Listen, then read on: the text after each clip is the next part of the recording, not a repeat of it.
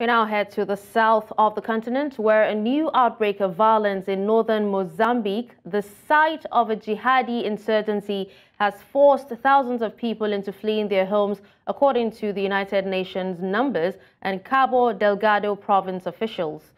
An alert from the United Nations Migration Agency says recent attacks in the Macomia, Chiure, the Mecufi district also have relocated 13,088 individuals, the majority of whom are children.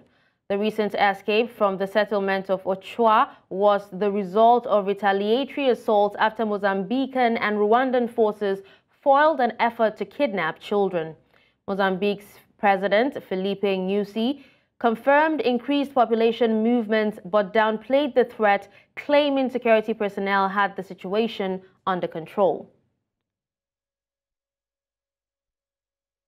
Now to discuss this, we're joined by Galicio Masango, his project manager from the Institute for Multi-Party Democracy. Hello, Mr. Masango. Thank you so much for joining me.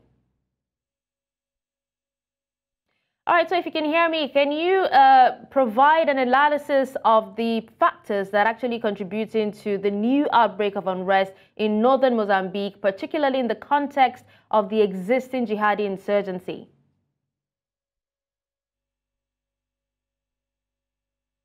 All right, Mr. Masango, can you unmute your device?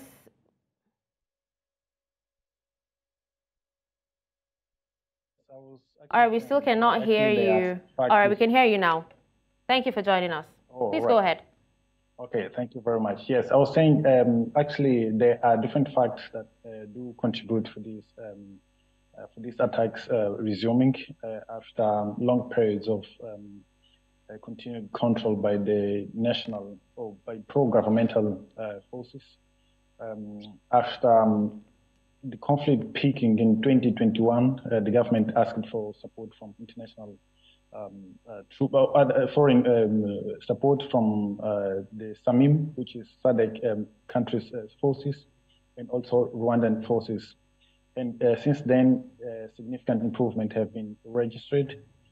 And in 2022 and 2023, significant progress has been registered on the battlefield, and that's why population have been returning to their original home, original residences.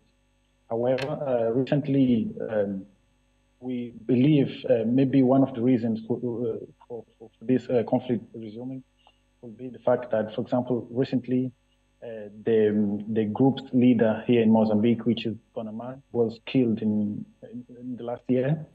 And probably this could be some indication, some movement from the terrorist groups trying to show that after losing their leader, they have restructured themselves and probably they have a new leader. So probably the new leader wants to show his power, and show that the group is actually there.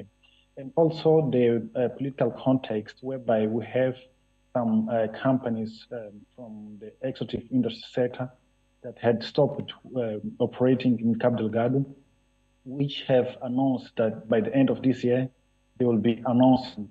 So resuming the attack in this context could probably increase the attack's international attention. And maybe the group wants to take advantage of this context where any actions could probably increase the international. All right, Mr. Masango, please, if you can hear me, can you please go ahead? Can you hear me? Please, can you go ahead and tell us what the key challenges are that are actually being faced by the authorities, especially in addressing the ongoing crisis and also providing assistance to those who have been displaced by this unrest? Oh, yes. Actually, there are many challenges. As we know, before the conflict, our government faces significant huge, if I'm allowed to say so, as challenges related to the state budget, which is highly limited. And also because of this conflict, this means humanitarian support from the government and also civil society organizations, non-governmental organizations that are on the field trying to support the victims of this conflict. It becomes more challenging to reach these areas because the security conditions are not in place. Some roads might be blocked sometimes, and there is a fear regarding the security of people who will probably be providing the assistance to those people. And also, we know there are significant investments that have been affected by this conflict. So this means on the long term could also affect the state's capacity to provide assistance for the victims, but also in terms of promoting development in the area, since the conditions are critical, are limited this moment.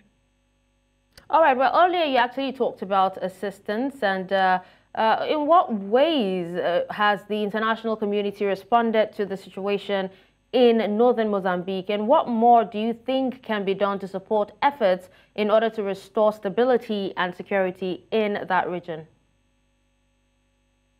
Yes, actually, since the moment the government accepted and realized that the situation was very complex, the international support has been significant and has played a key role on the improvement we've registered since 2021, and it continues to be relevant.